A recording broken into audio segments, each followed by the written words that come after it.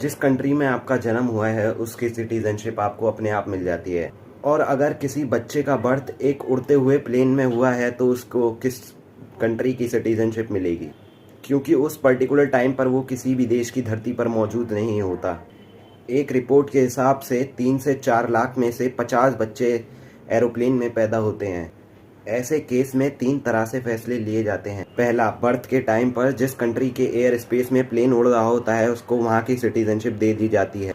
और दूसरे केस में बच्चे की नेशनैलिटी पेरेंट्स की नेशनैलिटी पर दे दी जाती है। और तीसरा, अगर किसी रीज़न से दोनों ही केस एप्लीकेबल नहीं हो, उस केस में जिस कंट्री में एयरलाइन रजिस्टर है उस देश की सिटीजनशिप दे दी जाती है। तीनों रूल में से कौन सा रूल फॉलो होगा ये कंट्री टू कंट्री वेरी करता है। जैसे अगर यूएस देश के एयर स्पेस में प्लेन उड़ रहा है तो बच्चे को वहाँ की सिटीजनशिप ग्रांट कर दी जाएगी। वहीं कुछ कंट्री जैसे इंडिया, इटली, फ्रांस पेरेंट्स की नेशनैलिटी देखकर